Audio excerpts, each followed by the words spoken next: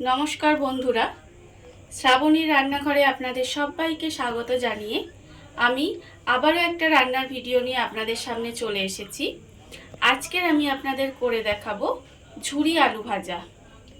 অনুষ্ঠান বাড়ির মতো কিভাবে ঝুরি আলু ভাজা বানাতে হয় সেটা আজকের আমি আপনাদের দেখাবো।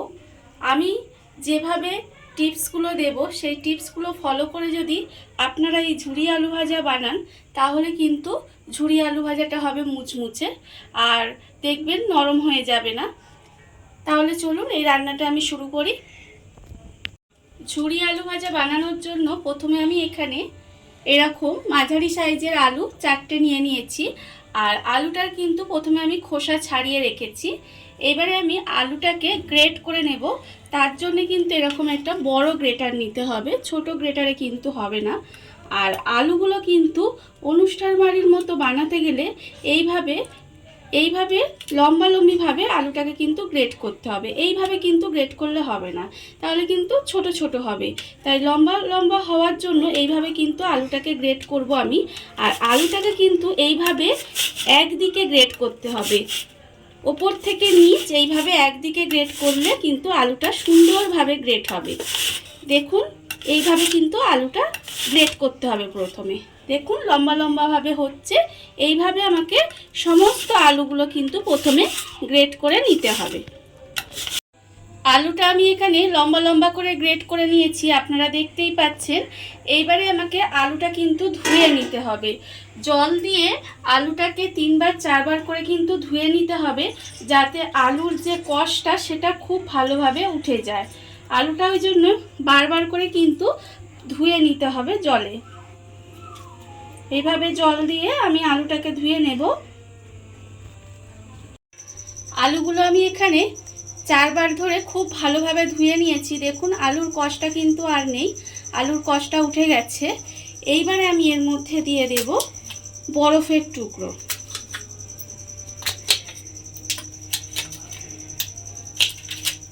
বেশ কতগুলো বরফের টুকরো আমি এর মধ্যে দিয়ে দিলাম।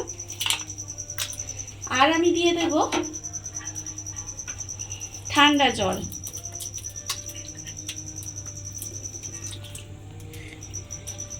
এই বরফ আর ঠান্ডা জলের মধ্যে আলুটাকে ভিজিয়ে কিন্তু আমি 30 মিনিট মতো রেখে দেব।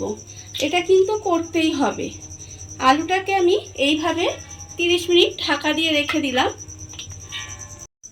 30 মিনিট আমি এইভাবে বরফ ঠান্ডা জলে আলুগুলোকে ভিজিয়ে রেখে দিয়েছিলাম।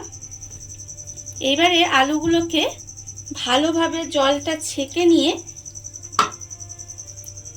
এইভাবে পরিষ্কার একটা সাদা কাপড়ের উপরে রেখে জলটা শুকনো করে নিতে হবে।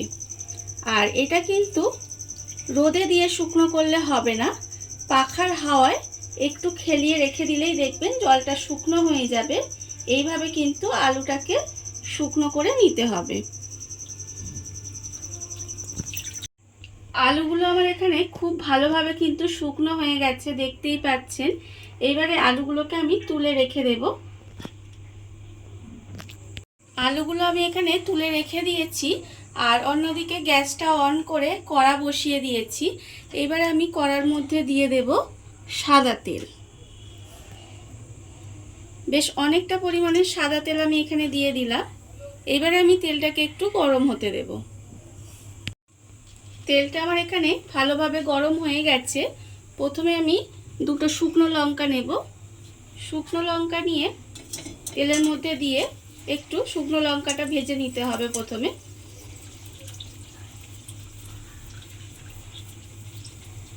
শুকনো লঙ্কাটা ভালোভাবে ভেজে শুকনো লঙ্কাটা আমি এর মধ্যে রেখে দেব।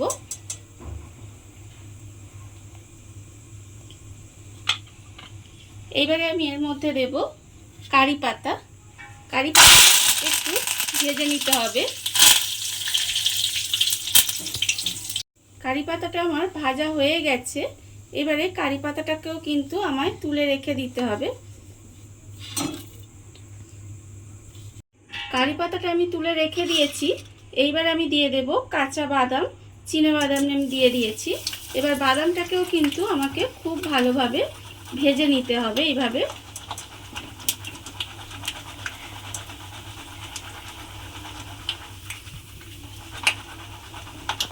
বাদামটাও আমার ভালোভাবে ভাজা হয়ে গেছে। এবারে আমি বাদামটাকেও আলাদা করে কিন্তু রেখে দেব।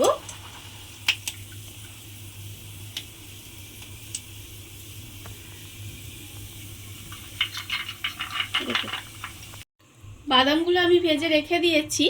এইবারে আমি তেলের মধ্যে দিয়ে দেব আলুগুলো। অল্প অল্প করে আলু দেব, দিয়ে আলুগুলো কিন্তু ভেজে নিতে হবে। আর আলুগুলো কিন্তু ভাজার সময় গ্যাসটা একদম হাই ফ্লেমে রাখতে হবে, না হলে যদি আপনারা লো ফ্লেমে রাখেন তাহলে কিন্তু আলুগুলো সেদ্ধ হয়ে যাবে আর মুচমুচে করে কিন্তু ভাজা হবে না। সেই জন্য আলুগুলো হাই ফ্লেমে রেখে খুব ভালোভাবে কিন্তু আলুগুলোকে ভেজে নিতে হবে। আলুগুলো আমার এখানে ভাজা হয়ে গেছে। এইভাবে হালকা ব্রাউন করে করে কিন্তু আলুগুলো ভেজে নিতে হবে। খুব বেশি লাল করে আলুগুলো ভাজবো না, তাহলে কিন্তু পুড়ে যেতে পারে। এইভাবে একটু ব্রাউন করে আলুগুলোকে ভেজে নিলেই হবে। আর আলুগুলো দেখবেন ভাজা হয়ে গেলে কিন্তু তেলের ওপরে ভেসে উঠবে। এইভাবে আমি আলুগুলোকে ভেজে নিলাম। আবারও কিন্তু ওই তেলের মধ্যে আলু দিয়ে এইভাবে সমস্ত আলুগুলো খুব ভালোভাবে ভেজে নিতে হবে। সমস্ত আলুগুলো আমি ভেজে নিয়েছি, আপনারা দেখুন, দেখতেই পাচ্ছেন। আর আলুগুলো আমি আপনাদের দেখাচ্ছি, দেখুন কতটা মুচমুচে হয়েছে। এবারে আমি আলুটাকে দিয়ে দেব ওপর থেকে কারি পাতাগুলো।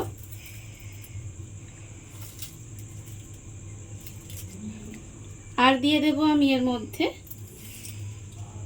দুটো শুকনো লঙ্কা যে ভেজে রেখেছিলাম, শুকনো লঙ্কাগুলো আমি দিয়ে দিলাম। আর আমি দিয়ে দেব বাদাম, যে বাদামগুলো আমি ভেজে রেখেছিলাম সেই বাদামগুলো দিয়ে দিলাম। এবারে সমস্ত কিছু খুব ভালোভাবে মিশিয়ে দিতে হবে। সমস্ত কিছু আমি খুব ভালোভাবে মিশিয়ে নিয়েছি। আর একটা কথা আপনাদের বলি, এটা যখন খাবেন তার আগে কিন্তু নুনটা দেবেন, না হলে কিন্তু নুনটা দিয়ে রাখলে কিন্তু নরম হয়ে যাবে। আমি ওপর থেকে আন্দাজ মতো অল্প নুন দিয়ে দিলাম। নুন দিয়ে এবারে আবারও কিন্তু এটা খুব ভালোভাবে মিশিয়ে নেব। মিশিয়ে নিলেই কিন্তু আমার অনুষ্ঠান বাড়ির মতো মুচমুচে ঝুরি আলু ভাজা রেডি হয়ে যাবে। দেখুন বন্ধুরা, বাড়িতে থাকা কত অল্প উপকরণ দিয়ে কত সুন্দর একটা মুচমুচে ঝুরি আলু ভাজা রেডি হয়ে গেছে, আপনারা দেখতেই পেলেন। আর এই ভিডিওটা যদি আপনাদের ভালো লেগে থাকে তাহলে লাইক করবেন, কমেন্ট করবেন আর সাবস্ক্রাইব করবেন আমার চ্যানেলকে। আজ এই পর্যন্ত, নমস্কার।